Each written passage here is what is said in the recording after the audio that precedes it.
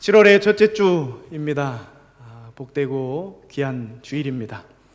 빗속을 뚫고 오시느냐고 3부 예배에 오신 모든 분들을 환영합니다. 아름다운 역천교회 만들어주시고 많은 성도들 모여서 함께 코이노니아 이루게 해주신 우리 하나님을 찬양합니다. 7월의 첫날 7월의 문턱에 서서 뒤를 돌아보니까 6월 참 행복했던 한 달 아니었나 생각이 듭니다. 7월 들어오면은 무엇보다도 휴가 계획들 많이 하지 않으시겠습니까? 휴가는 일정을 잡으셨는지요? 우리 학생들은 벌써 한 학기가 다 가서 기말고사 치르고 있거나 준비한다고 밤새고 있고요. 남자분들은 월드컵에 빠져서 어젯밤에도 아마 늦게까지 보시느냐고 잠 못 주무셨지 않았나. 간혹 말씀 증거하다가 하품하시는 분들이 있으면 월드컵 재밌게 보셨겠구나 하겠습니다. 6월 한 달 생각해 보면은 남북 정상회담이 잘 이루어진 후에 북미 정상회담이 될 거냐 말 거냐 막 이러쿵저러쿵 말이 있다가도 차분하게 잘 이루어졌고요. 지방선거도 아무런 사건 사고 없이 잘 치러진 것 같고요. 우리 한국 축구 독일을 이겼습니다.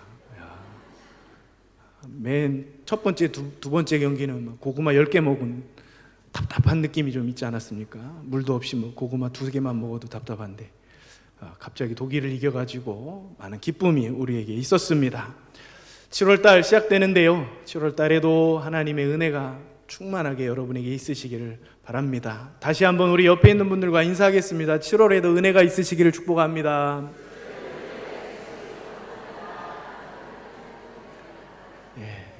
이렇게 앞에서 여러분에게 인사의 말씀을 드려야 될 분이 지금 제가 아니죠. 담임 목사님께서는 성지 순례와 또 선교지를 방문하고 계십니다. 남은 일정 잘 건강하게 다녀오실 수 있도록 계속 기도해 주시기 바랍니다. 요즘 물건 하나 사려고 하면은 사람들 많은 검색을 합니다. 인터넷도 뒤져보고 발품도 팔고 남들이 사서 쓴 후기도 들어보고 읽어보고 하죠. 우리나라에 있는 물건뿐만이 아니라 요즘은 직구 전 세계를 다 뒤지는 것 같아요. 모든 쇼핑몰들 다 들어가서 좋은 물건 한번 사보겠다고, 가성비 높은 좋은 물건 사보겠다고들 힘씁니다. 교회를 정할 때도 그런 것 같아요. 이사를 해서 다른 지역으로 가게 되거나 이쪽으로 오게 되면은 제가 성도님들 만나보니까 들어보니까 은평구에도 10개 이상의 교회를 다녀보고 우리 교회를 정하시게 됐다는 얘기를 하더라고요. 그만큼 사람들이 검색을 많이 하고 또 찾아보고 뭔가를 갖게 되는 경향들이 있다는 말씀입니다. 좋은 교회를 찾아서 신앙생활을 해야 되겠는데 좋은 교회의 기준이 어디 있을까요?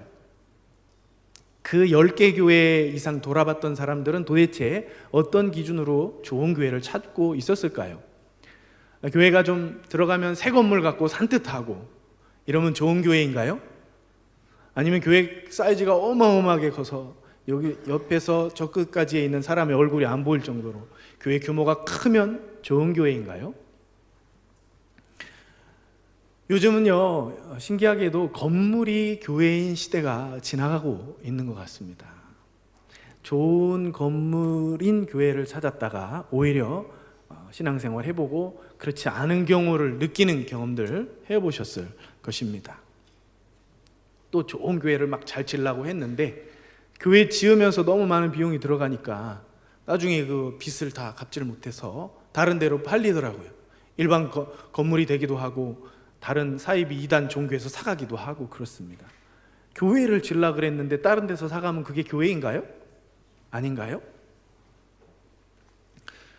또 어떤 경우는 믿음의 사람들이 모여서 건물보다도 일단 우리가 예배드려야 될 곳이 필요하다. 평일 날에는 강의를 하고 결혼식을 하고 다른 일로 쓰던 장소를 예수 믿는 사람들이 모여서 같이 그 장소를 치우고 세팅 깨끗하게 해서 예배를 드립니다. 전혀 교회같이 생기지 않는 그런 룸에서 예배를 드립니다. 이게 교회인가요? 아닌가요? 자꾸 질문만 던져서 죄송하지만 여러분 마음속에 다 대답을 알고 하고 있으시죠? 제가 아는 어떤 교회는 음악을 좋아하는 사람들이 모였어요. 미술을 좋아하는 사람들이 모여서 주일날이면 그 사람들이 악기를 좀 맞춰보고 곡을 준비해서 병원을 가든지 사회적 약자들이 있는 곳에 가서 그들에게 이렇게 무료로 연주를 해주면서 그들과 함께 시간을 보내고 예배를 드리는 그런 교회가 있습니다. 아트 교회라고 이름을 지었더라고요. 요즘 이런 교회들이 많이 생겨나요. 교회학 용어로는 이머징 교회라고 하지만 새롭게 출현하는 교회들이 간혹 있는 것을 볼 수 있습니다. 많이들 이곳저곳에서 새로운 교회들이 일어나고 있죠. 이런 말씀을 드리는 것은 교회가 이제는 건물의 이미지를 벗어나고 있다는 느낌입니다. 저만 느끼는 것이 아니라 여러분들도 그러실 거예요. 교회가 건물이기보다는 교회, 새로운 어떤 형태를 찾아가고 있는 것을 볼 수 있습니다. 좋은 교회, 그럼 어떻게 찾아야 되겠습니까? 그 교회에 구성하고 있는 성도를 만나봐야 됩니다. 그 교회의 성도님을 만나보면은 조금만 얘기를 해봐도 그 속에 예수님의 마음이 담겨져 있고 어떤 복음의 정신을 가지고 살아가려고 하고 어떤 영적인 평안이 그 사람의 마음속에 깊이 자리 잡혀 있으면 그 사람이 다니는 교회 분명히 좋은 교회일 것입니다. 할렐루야. 그런데 만나서 조금 얘기를 해보면 이런 자랑 저런 자랑 세상 자랑 교회에서 하는 일 자랑 크기 자랑 외형적인 그런 자랑을 늘어놓는다면 그 성도님이 다니는 그 교회 좋은 교회라고 말하기가 단정 짓기가 좀 어려울 수 있다는 것입니다. 세상의 다른 여러 가지를 자랑하는 것보다도 내 마음속에 예수님이 있고 예수님 한 분으로 충분합니다. 이런 느낌을 말하고 이야기하는 그런 성도가 있는 교회가 좋은 교회인 줄로 믿습니다. 좋은 교회 찾을 수 있으시겠죠? 우리 역촌교회 좋은 교회죠? 건물과 규모로만 봐서 좋은 교회가 아니라 성도님들 한 사람 한 사람 속에 있는 하나님을 고백하는 그 내용들 만나볼 때마다 우리 교회 좋은 교회로 알려지고 보여지게 될 줄로 믿습니다. 철저하게 좋은 교회는 그 교회 성도들을 보면은 알 수 있는 것입니다. 요즘 신기하게도요, 전도 유행하는 프로그램이 별로 없습니다. 유행하는 전도 프로그램을 찾아보려고 해도 저도 목회자니까 관심이 많아요. 그런데 잘 눈에 안 띄는 경향이 있습니다. 요즘은 전도할 때 어떤 용품을 가지고 전도하는 것보다는 생활 속에서 전도하는 경향, 관계를 맺어서 전도하는 경향들이 더 많은 것을 볼 수 있습니다. 그리스도인들이 살아가는 삶, 그들이 사회를 대하는 태도, 처세술, 이런 것들이 오히려 더 그들이 가진 신앙으로 풍기는 성향, 이런 것들이 오히려 더 전도의 도구가 되는 경우를 많이 볼 수가 있다는 것입니다. 복음은요, 항상 뭔가 옷을 입고 사람들을 상대했어요. 옛날에는 빵과 먹을 것을 옷 입고 사람들을 만났죠. 그럼 배고픈 사람들이 그 빵과 음료를 먹으면서 그 속에 담긴 복음을 만났어요. 어떤 경우는 힐링의 옷을 입고 신비로운 옷을 입은 그런 복음을 만나기도 했고 유행이 있었었죠. 신비로운 은사를 행하거나 아니면 병을 고쳐주거나 이런 것을 경험하면서 그 속에 담겨있는 복음을 만나지 않았습니까? 근데 요즘은요, 복음이 어떤 옷을 더 입어야 잘 팔리냐 하면 복음을 팔린다 그래서 좀 죄송합니다. 경망스러운 표현일 수 있지만 더 많이 와닿지 않습니까? 요즘은 어떤 그 사람의 인간 됨됨이, 그 사람의 성품, 이런 것으로 잘 옷 입었을 때에 그 복음이 더 세상에 더 잘 팔려가는 것을 볼 수가 있다는 것입니다. 그래서 전도용품 들고 전도지 들고 빵 들고 음료 들고 거리에 나가 서 있으면은 그거 잘 안 받아가더라고요. 조금 떨어진 사람이 와서 하나씩 받아가거나 애써 막 권면하면은 받는 둥 마는 둥 하죠. 오히려 취미 모임 같은 거, 등산, 축구, 자전거, 비즈공예 이런 취미 모임들을 갖는데 거기에서 만난 사람이 배려심이 깊고 좋은 어떤 삶의 기복이 흔들리지 않고 뭔가 중심이 잡혀 있는 것을 느끼고 그 속에 담겨 있는 것이 무엇일까 얘기를 나누다가 복음을 만나는 경우들이 훨씬 더 많다는 것입니다. 그와 같이 좋은 성품으로, 좋은 인간 됨됨이로 옷 입을 수 있는, 그리고 옷 입혀진 복음의 어떤 도구, 복음의 사람, 바로 여러분이 되시길 예수님의 이름으로 축복합니다. 어떤 사람이 좀 더 큰 도시로 이사를 갔나 봐요. 평일날에는 바쁘니까 주말에 이사를 하고 막 짐 정리를 하다 보니까 주일이 됐어요. 어느 교회를 가야 할지 못 정했는데 무작정 성경책을 들고 나섰는데 가다 보니까 주일날 아침엔 또 사람이 별로 없어요. 앞에 보니까 경찰차가 보이고 경찰이 보이길래 이 동네에 가볼 만한 교회가 없느냐고 물어봤어요. 경찰이 하는 말이, 저는 교회를 안 다녀서 잘 모릅니다.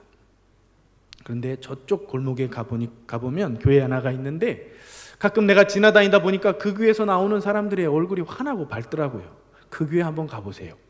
이렇게 얘기를 하더라는 것입니다. 그 골목 안에 있는 교회, 좋은 교회예요, 안 좋은 교회예요? 어떻게 좋은 교회인 줄 아시죠? 얼굴이 밝다는 것은, 환하다는 것은 은혜가 있다는 것이고 행복하다는 것이고 예수님 한 분으로 충분한 삶을 살아가고 있다는 증거일까요? 아멘입니다. 좋은 교회냐 아니냐 이런 말씀을 드리려고 하는 것보다도 신기한 것은요, 동네 사람이 전도를 했다는 거잖아요. 교회도 안 다니는, 안 믿는 사람이, 경찰이 저 교회 좋은 교회라고, 그 교회에 가보라고 했다는 것입니다. 요즘 전도용 프로그램, 전도용 어떤 툴 이런 게 따로 없는 것 같아요. 사람이 전도지이고 사람이 전도용품인 것 같습니다. 그래서 우리는 언제나 어디서나 좋은 그리스도인의 모습을 유지하면서 살아갈 때 하나님의 은혜의 복음이 모든 민족 가운데에 잘 퍼지게 될 줄로 믿습니다. 사람들은요, 그리스도인들에게 좀 더 높은 의식을 요구하더라고요. 그리스도인들에게 좀 더 높은 도덕의식, 또 더 높은 윤리의식, 말씀을 따라 살려고 하는 계명 정신, 이런 것들을 그리스도인들에게서 보기를 원하는 것을 볼 수 있습니다. 세상의 상술은요, 뭔가 물건을 팔고 사고 거래를 할 때에는 온갖 편법과 법들을 넘나드는 어떤 속임수들이 굉장히 많이 있다는 것입니다. 그런 데서 그리스도인을 만났을 때 사람들이 큰 실망을 많이 하게 됩니다. 쟤네들도 똑같이 우리랑 편법, 속임수 다 쓰고 있네. 자기네들도 그렇게 하면서 그리스도인들에게는 조금 더 우리보다는, 세상 사람들보다는 높은 윤리의식을 보이기를 바라는 면이 있는 것 같습니다. 몇 년 전에 간통법이 폐지가 됐지 않습니까? 이것은 너무 과잉 금지 원칙이다. 또는 내가 누릴 어떤 성적 자기 결정권이 있는데 침해하지 마라. 내 사생활 공개하기 싫다. 그래서 간통법이 폐지가 됐어요. 그렇다고 막 아무나 만나고 막 문란하게 살아도 된다는 얘기인가요? 사회의 법 테두리가 있습니다. 그 테두리가 엄할 때도 있고 자유할 때도 있겠죠. 하지만 그리스도인들은 그거와 다르게 좀 더 높은 그런 신앙적 기준이 반드시 있어야 할 줄로 믿습니다. 이 사회보다는 좀 더 거룩하고 더 성결한 삶을 살아야 되지 않겠습니까? 어떤 사람이 콧노래를 부르며 하나님은 너를 지키시는 자, 너의 우편에 그늘 대시며 하면서 찬양을 부르면서 주차 금지 구역으로 싹 들어갑니다. 차를 딱 대고서 주여 딱지 끊기지 않게 지켜 주시옵소서 확신을 하고 차에서 내려서 볼일을 보러 들어갑니다. 그것을 멀리 보던 비그리스도인들이 그런 장면을 볼 때 어떻게 생각하겠습니까? 비단 주차금지구역 이야기뿐만이 아닙니다. 사회 곳곳에서 여러 가지 분야, 교육, 문화, 정치, 스포츠, 방송, 상업, 모든 곳에서 그리스도인들이 찬송가를 부르고 하나님을 고백하면서도 그냥 태연스럽게 모든 공공의식을 무시하면서 지낼 때가, 그런 것들이 많이 보인다는 것입니다. 식당에 가서 밥을 먹는데 옆 테이블에 앉은 아저씨들이 분명히 눈을 살짝 감고 나서 밥을 먹는 것 같았는데 그쪽에서 막 엄청난 욕들을 어떻게 그렇게 찰지게 하는지 모르겠습니다. 막 뭐라고 뭐 직장 뭐 상사인지 뭐 직원인지 그런 것 같아요. 막 겁박하는, 막 상대방을 막 확 압박하는 소리들도 얼마나 많이 잘하는지.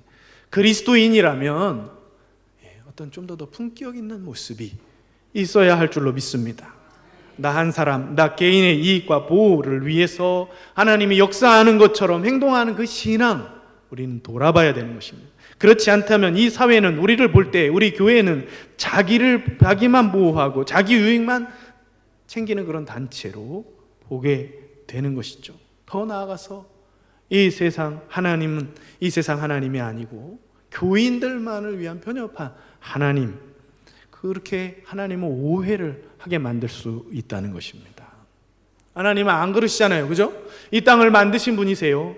모든 인류를 구원하시려고 역사하는 분이시고 하나밖에 없는 아들을 이 땅에 보내주신 위대하신 분이십니다. 우리가 그런 하나님의 영광을 좁혀놔서는 안 되는 거 아니겠습니까? 살다 보면 잘못할 수 있어요. 그르칠 수 있어요. 뭔가 잘못이 생길 수도 있어요. 그러면 주님 앞에 와서, 교회당 예배 앞에 와서 엎드려 갖고 막 통곡하며 기도하며 회개를 합니다. 눈물 씻고 끝나요. 이렇게 하면 끝인가요? 아니죠. 내가 무리를 일으킨 곳에 가서, 내가 피해를 준 곳에 가서 충분히 그들에게 보상을 해야죠. 내가 잘못했고, 내가 실수했고, 내가 어떤 이 부분에 대해서 책임을 지겠다고 말을 해야 되지 않겠습니까?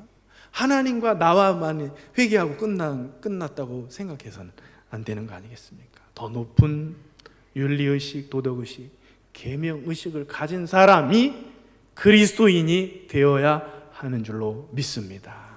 우리 역천교회 3부 예배 드리시는 모든 분들에게 이런 그리스도의 품격이 더욱더 많이 나타나게 되시기를 다시 한번 예수님의 이름으로 축복합니다. 그리스도인이라는 말이 언제부터 생겨났을 것 같아요? 사도행전 11장 25절 26절에 같이 한번 읽어볼까요? 시작. 바나바가 사울을 찾으러 다소에 가서 만남에 안디옥에 데리고 와서 둘이 교회에 1년간 모여 있어 큰 무리를 가르쳤고 제자들이 안디옥에서 비로소 그리스도인이라 일컬음을 받게 되었더라. 아멘. 저기에서부터 그리스도인이라는 호칭이 붙어지게 됐다는 말씀입니다.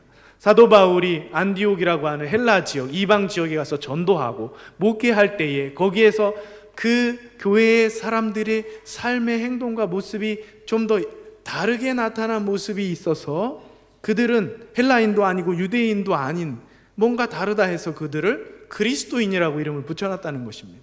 그리스도인이라고 붙인 그 호칭은 그들을 비아냥해서, 그들을 조소해서 붙인 이름일까요?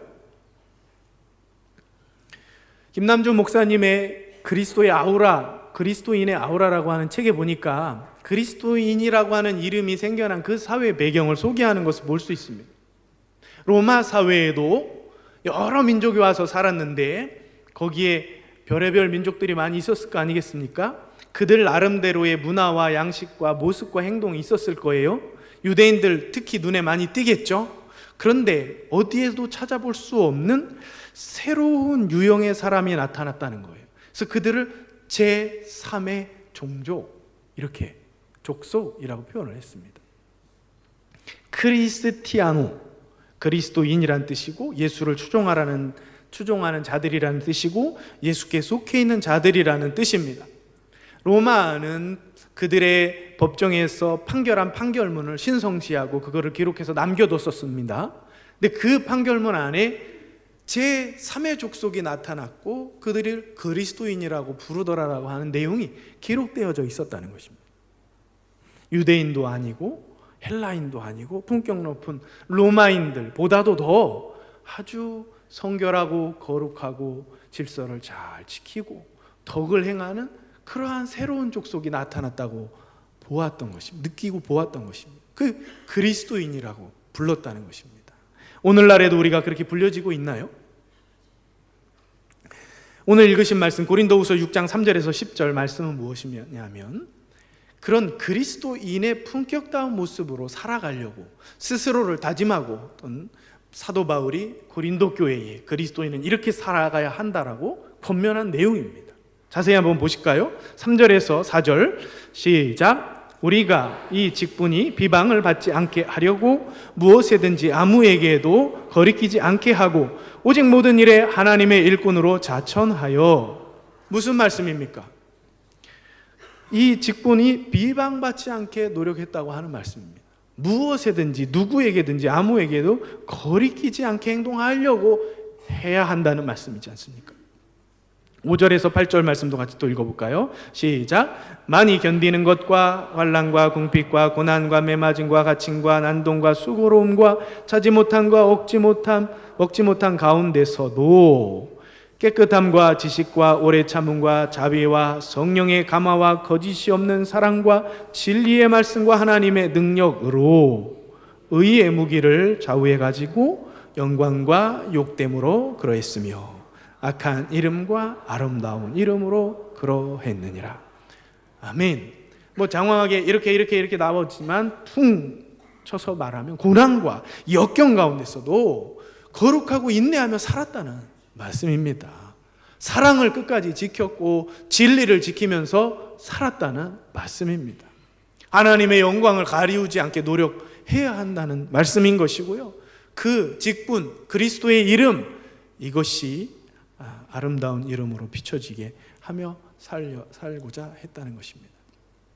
마지막 8절에서 9절, 8절 중간에서 9절까지 더 읽어볼까요? 시작. 우리는 속이는 자 같으나 참되고 무명한 자 같으나 유명한 자요 죽은 자 같으나 보라 우리가 살아있고 징계를 받은 자 같으나 죽임을 당하지 아니하고 근심하는 자 같으나 항상 기뻐하고 가난한 자 같으나 많은 사람을 부유하게 하고 아무것도 없는 자 같으나 모든 것을 가진 자로다. 아멘. 비록 그들의 삶이 부족하고 남루한 그런 형편에 있다 할지라도 비루하지 않았고 모든 것을 넉넉히 있는 그런 넉넉함을 보이면서 살고자 했다는 말씀입니다. 다른 사람들을 위해서도 그들을 부유하게 하려고 하면서 살았다는 그 말씀입니다. 모든 것을 다 가진 재벌이 됐다는 말씀인가요? 그것이 아니고 그렇지 않았지만 그와 같은 모습으로 살고자 했다는 뜻이죠. 그래서 헬라인도 아닌 것이 유대인도 아닌 것이 특별한 어떠한 새로운 부류의 모습들이 돼서 살아갔다는 것입니다. 그것이 바로 그리스도인이었다는 말씀이에요. 모든 것을 다 가진 자로다. 그러니까 한 가지 재미난 이야기가 생각이 나더라고요. 중학교 선생님이 중학교 2학년 학생에게 물어봤대요. 너는 커서 뭐가 되고 싶니? 물어보니까 중학생 2학년 학생이 재벌 2세가 되고 싶습니다. 그랬대요. 근데 보니까 재벌 2세는 좋은 거 아닌가요? 왜 이렇게 울상을 지면서 얘기를 하냐? 재벌 2세 되면 좋은 거 아니냐? 그랬더니 중학교 2학년 학생이 재벌 2세가 되고 싶은데요. 우리 아빠가 노력을 안 해요. 우리 엄마는 먹기만 하고요. 언제 재벌 2세가 되겠느냐? 생각해 보니까 우리 아들도 재벌 2세 되기는 힘들 것 같아요. 우리 아들은 재벌 2세는 안 돼도 모든 것을 가진 자로다. 말씀처럼 좋은 그리스도인이 되었으면 좋겠습니다. 저도 기도하면서 어떤 목회를 해야 할까 고민합니다. 고민하다가 기도하다가 결론에 다다르게 되는 것은 이제는 건물이 교회인 시대는 지나간 것 같다 생각이 듭니다. 저희 부친도 평생 목회하시면서 교회 하나 잘 지어보는 게 큰 소망이셨어요. 충남 예산 땅에 우리 교회처럼 벽돌 형식으로 해서 교회를 이렇게 크진 않지만 아름답게 지으셨습니다. 저도 거기서 벽돌 많이 날랐었습니다. 그 시대의 목회자, 2세대의 목회자들의 꿈은 교회를 하나 세우는 거였어요. 건물을 하나 번듯하게 세우는 것이 꿈이었습니다. 근데 제가 생각해 보니까 우리 3세대 목회자들은 이제 건물을 세우거나 그 속에 리모델링을 하는 그런 것은 다 지나간 것 같아요. 저희의 사명은 무엇이냐? 우리는 바깥으로 보이는 외형의 교회를 세우는 게 아니라 성도의 가슴 속에 빛나는 교회, 세상 물정에 흔들리지 않는 교회, 세월이 지나고 노안이 와도 몸에 육신의 제약이 와도 흔들리지 않는 그 가슴 속에 반듯한 교회를 세워놓는 것이 우리 3세대 목회자의 사명이 아니겠느냐, 그런 생각을 하면서 기도하고 있습니다. 한 사람 한 사람의 가슴 속에 빛나는 교회 세워나갈 수 있도록 우리 3세대 젊은 목사님들도 위해서 많이 기도해 주시기를 바랍니다. 한 가지 재미난 얘기 해드리고 마시려고 합니다. 제가 참 좋아하는 이야기입니다. 아라비아 사막에 3명의 장사꾼이 길을 갔습니다. 가다가 보니까 낮에는 너무 뜨거워서 천막 치고 쉬다가 밤에 이동을 합니다. 낙타를 타고 밤에 이동을 하는데 밤에 이동하다 보니까 저기 강같이 보이는 곳이 있어서 막 내려가서 물이 있을까 하고 내려가 봤습니다. 캄캄한 사막이니까 뭐 조명 하나 없으니까 얼마나 캄캄했겠습니까? 막상 강인 줄 알고 내려가 보니까 말라버려 하셨습니다. 에이 하고 실망하고 나오려고 했는데 목소리가 들렸습니다. 멈춰라. 그래갖고 누구신가 하고 귀를 기울여 보니까 두려워하지 말라. 내가 너희에게 말한 대로만 하면 너희를 해치지 않을 것이다. 저 발밑에 보면 조약돌이 보이느냐? 보입니다. 조약돌 하나씩 집어라. 주머니에 넣어라. 조약돌을 이렇게 뒤져가지고 주머니에 넣었습니다. 한 장사꾼이 물었습니다. 이게 무슨 일입니까? 물으니까 그것은 알 것 없고 내일 아침에 해가 밝으면 너희는 기뻐할 것이고 또한 후회하게 될 것이다. 얘기를 합니다. 그리고 목소리가 사라졌어요. 별일이다 해서 밤인 아직 있으니까 길을 재촉해서 가다가 낮이 됐어요. 다시 천막을 치고 쉬게 됐어요. 주머니에 뭐가 있죠? 조약돌이 보이길래 이렇게 꺼내봤어요. 뭡니까? 이게 바로 엄청난 보화였던 거예요. 루비, 에메랄드, 사파이어 하나씩 잡은 거예요. 주먹만 하니까 얼마나 비싸겠습니까? 장사꾼이라 싣고 가는 물건 많은데 이거보다 훨씬 비쌀 것 같아요. 우와, 횡재했다. 엄청 좋아하고 있는데 가만 생각해 보니까 어젯밤에 이거 고기 엄청 많았거든요. 아, 왜 하나만 갖고 왔지? 막 생각이 드는 겁니다. 저희 이야기를 좋아하는데요. 왜냐하면 이게 인생을 말하는 이야기인 것 같아요. 인생은요, 내가 노력해서 얻은 것보다 하늘로부터 주어진 것이 더 많은 것이 인생인 것 같습니다. 또 인생은요, 그 전체의 노정을 모르는 게 인생인 것 같아요. 너무 길어서. 만약에 인생의 노정을 알았더라면 그 강가를 지나갈 줄 알았으면 뭐래도 몰고 가갖고 그 조약돌 다 주워왔을 거 아니겠습니까? 모르는 것이 인생이다. 지나가고 나서 내가 더 그때 좀 더 얻었을 걸 후회하는 것이 인생이구나. 또 하나 있어요. 저 사람이 가진 루비가 더 멋있어 보이고 저 사람이 가진 에메랄드가 더 값나가 보이는 그것이 인생이라는 것입니다. 하나님은요, 우리 모두에게 이 땅을 살아갈 하나님의 선물을 우리에게 주신 줄로 믿습니다. 각자에게 다 있으세요. 그것을 자족하면서 그것을 하나님께 감사하면서 살아갈 수 있는 성도님들이 되시길 바랍니다. 권면해 드리고 싶은 말씀은 그거예요. 오늘 모든 말씀 언제나 어디서나 그리스도인으로 살아가라는 말씀 드리고 있는데 한 가지 꼭 당부드리고 싶은 말씀은 너무 욕심 부리지 말자는 것입니다. 욕심 부리다 보면 그리스도인의 품격 망가집니다. 복음의 통로가 망가집니다. 요즘 욥기서 보고 있으시잖아요. 새벽마다 지난주 토요일 날 보니까 22장 24절에 그렇게 써 있어요. 내 보화를 티끌로 여기고 오빌의 금을 금 계곡의 돌로 여겨라. 우리 모두는요, 한 사람 한 사람이 다 교회입니다. 여러분이 보이는 모습이 곧 교회의 모습입니다. 나 개인 하나 감추어줘도 아무 상관없겠지 하겠지만 건물이 교회인 시대는 가버렸습니다. 이제 여러분 한 사람 한 사람이 교회라는 생각을 가지시고 그 빛나는 교회는 결코 말 아래 두지 않습니다. 등경 위에 두고 산 위에 두고 사람들에게 보여지게 되어져 있습니다. 그래서 집에서도 또 여러분의 친지들 가운데서도 여러분의 직장 가운데서도 언제나 어디서나 그리스도인답게 살아가게 되는 여러분 모두가 되시기를 바랍니다.